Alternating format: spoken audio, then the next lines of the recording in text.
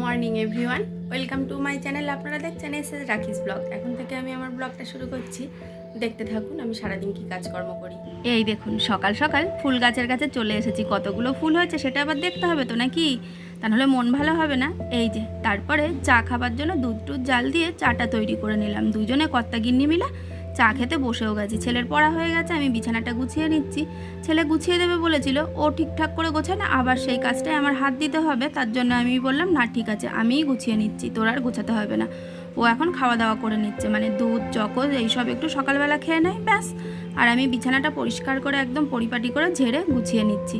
আজকে আবার পূর্ণিমা আছে জানেন তো, বুদ্ধ পূর্ণিমা, বৃহস্পতিবার, আবার ওই যে গন্ধেশ্বরী পূজা, মানে তিনটে যোগই একসঙ্গে পড়েছে। আর এই দিনটা পরিপাটি করে পুজো দেবো না সেটা আবার হয়েছে। তার জন্য আমি সকালবেলা উঠে মোছামুছি শুরু করে দিয়েছি। ওই যে গ্রামের বউরা যেমন শুরু করে দেয়, উঠোন লেপা, ঘর মোছা, মানে ঘর লেপা সব কিছু, সেরকম আমাদেরও তো কোনো কিছু কাজ থাকে না কি বলেন তো। এই যে সব কিছু মুছে টুছে নিয়ে ঘরটর মুছে নেবো। আগে আসবাবপত্রগুলো আমি মুছে নিচ্ছি, এই যে খাটটাও মুছে নিচ্ছি, বুঝেছেন।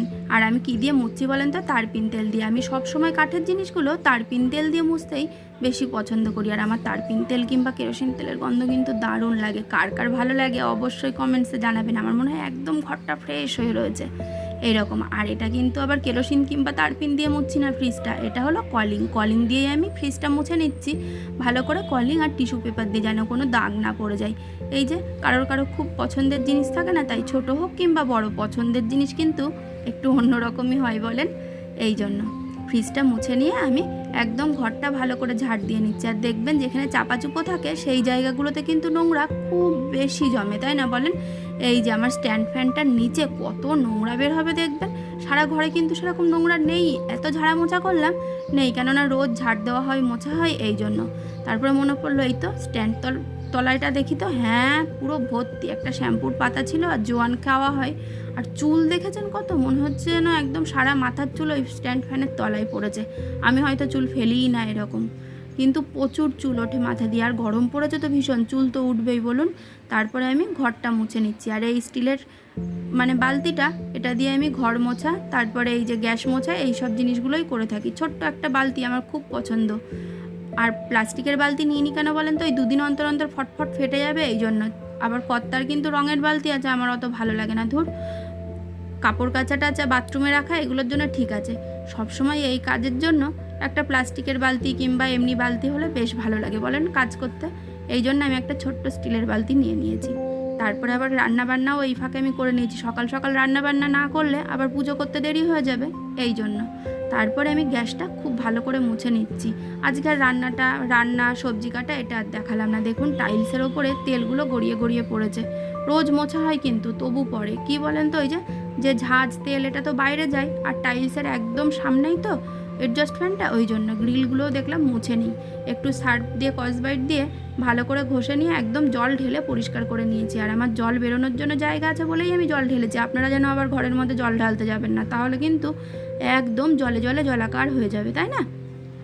এই দেখুন গ্যাসের ওপরে আমি জল ঢেলেছি। একটা ভুল কাজ কি করেছি বলেন তো, এই যে বার্নারের ওপরে যদি আমি বাটি চাপা দিয়ে নিতাম অন্যদিন নেওয়া হয়, কিন্তু আজকে নেওয়া হয়নি কেন বলেন তো, মাথায় আর নেই, তাড়াহুড়ো রয়েছে তো মাথায়, যে এই পুজোর দেরি হয়ে যাবে, তাড়াতাড়ি করে ঠাকুরের বাসনগুলো আবার মাজতে হবে। এই জন্য জলের ড্রামটা নিয়ে এনে আবার হুড়হুড় করে ঢেলে দিলাম জলটা, যাতে পুরো একদম তলা টলা পুরো পরিষ্কার হয়ে যায়।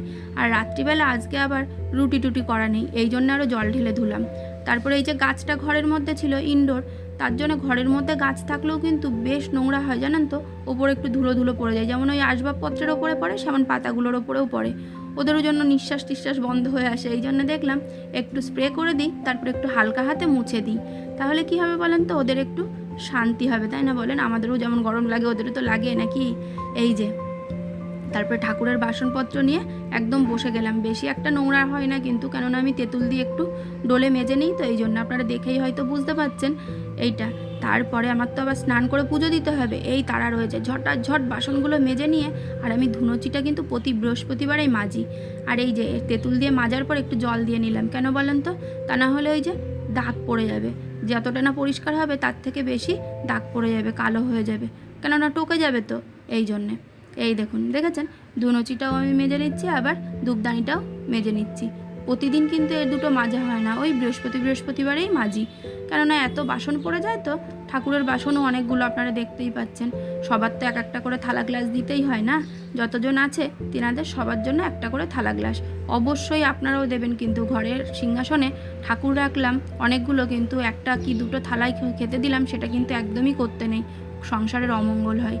এই জন্য তারপরে আমি আজকে না একটু শাড়ি পরে নিয়েছি, শখ হলো। শাড়ি পরে এই যে চুল টুল আছড়ে একটু সিঁদুর পরে নেবো। আর খোলা চুলে কখনোই সিঁদুর পরবেন না, আগের ভিডিওগুলোতেও আমি বলেছি, অবশ্য অনেক আগে। যারা আমার নতুন ভিউয়ার্স আছেন জানেন না, তারা কিন্তু অবশ্যই চুল বেঁধে সিঁদুরটা পরবেন। আর সিঁদুর পরার পরে দেখুন কেমন লাগছে আমাকে, বেশ লাগছে না? হ্যাঁ, সংসারের বউ কিংবা মেয়েরাই লক্ষ্মী হয় কিন্তু, তাই না? যত গুছিয়ে কাজ করা হবে আমাদের সংসারে লক্ষ্মীশ্রী ততই ভালো বজায় থাকবে। আমি এবার এই যে শুকনো ফুল টুল ভালো করে গুছিয়ে মুছে টুছে নিয়ে সিংহাসনটা ভালো করে একটু ভিজা ন্যাকড়া ট্যাকড়া দিয়ে, আজকে আবার কি এনেছি বলেন তো, জুঁই ফুলের মালা। এত সুন্দর গন্ধ ছিল না ঘরটায়, কি বলবো আপনাদের। পুজো দেওয়ার পরেও মনে হচ্ছে ঘরটা পুরো মন্দির হয়ে গেছে, তাই না?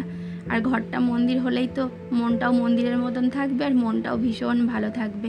কারোর ক্ষয়ক্ষতি কখনো চাবেন না, তাহলে কি বলেন তো, নিজেরই ক্ষতি হবে। অপরের ক্ষতি চেলে দেখবেন নিজের ক্ষতিটা বেশিই হয়, তাই না? তাই অপরেরও ভালো হবে, আপনারও ভালো হবে, এটাই চাবেন। এই দেখুন সববার গলায় গলায় আবার বেলফুলের মালাগুলো লাগিয়ে দিচ্ছি। এত ছোট মালা তো আর বাজারে পাওয়া যায় না, আমি কাঁচি দিয়ে কেটে ছোট্ট ছোট্ট করে মালা তৈরি করে নিলাম। আর এই যে আজকে কিন্তু আমি শ্বেতপদ্ম দিয়ে দিলাম, আর লাল পদ্ম পাইনি তো, তার জন্য ঠাকুরকে একটু ওই যে লিচু এনেছি, আজকেই প্রথম লিচু আনলাম আমাদের বাড়িতে, এই জন্য একটু লিচু, একটু ওই যে সন্দেশ, সব কিছু দিয়ে নিলাম, দিয়ে পুজোটা করছি। খুব ভালো লেগেছে আজকে, মনে এত শান্তি হয়েছে আপনাদের কি বলবো। এই দেখুন কত সুন্দর লাগছে না সিংহাসনটা। এবার আমি সন্দেশ দিয়ে নেব, তারপরে আবার ঘরটাও বসিয়ে নিতে হবে তো, না তা না হলে দেরি হয়ে যাবে। এই জন্য সব সময় মাথার মধ্যে যেন তাড়া রয়েছে, ঠাকুরের পুজো দিতে দেরি হয়ে যাবে। পুজো দিতে বসে গেছি কিন্তু, এই দেখুন এবার আমি ঘরটা বসিয়ে দিলাম। আর আগে ঘরটা বসিয়ে দিয়ে তারপরে ঠাকুরকে এই যে খাবার দাবার সব কিছু দিয়ে দিচ্ছি। আগে পরিষ্কার পরিচ্ছন্ন করে নিয়েছি, এই যে লিচুও দিয়ে দিলাম। আর ভোলে বাবা আছে তো, ভোলে বাবার গলায়ও একটা ছোট্ট মালা দিয়ে নিয়েছি। ঘটে আগে পুজো দিয়ে তারপরে মা লক্ষ্মী, গণেশ সবাইকে একটু ফুল জল দিয়ে তারপরে ভোলে বাবার মাথায়ও জল ঢেলে দিলাম। তা না হলে বাবার মাথায় জল না দিলে বাবা তো আবার রাগ করবে না, কি বলেন তো? আর লক্ষ্মী পুজোয় তুলসী পাতা লাগে না বলে সবার ভোগেই তুলসী পাতা দিয়েছি, কিন্তু মায়ের ভোগে আর তুলসী পাতা দিইনি। এই যে আমি কি দিলাম বলেন তো, একটু ফুল দিয়ে দিয়েছি, সাদা ফুল ছিল সেই ফুলটাই। আপনারা জানাবেন, আমি আবার জানি না তো অত নিয়ম কানুন, যে যার মতন পুজো করে, আমি অত নিয়ম জানি না, আমি আমার মতন করে আমি পুজো দিই। কোনো ভুল ত্রুটি হলে অবশ্যই ক্ষমা করবেন, তাই না? আর দেখুন আমার সিংহাসনটা সত্যি আজকে যেন প্রাণটা জুড়িয়ে যাচ্ছিল দেখে। এই যে খুব সুন্দর লাগছে, খুব সুন্দর। একটা করে লিচু আর একটা করে মাখা সন্দেশ আমি দিয়ে দিয়েছি, আর ধূপ ধুনোর গন্ধে যেন অন্যরকম।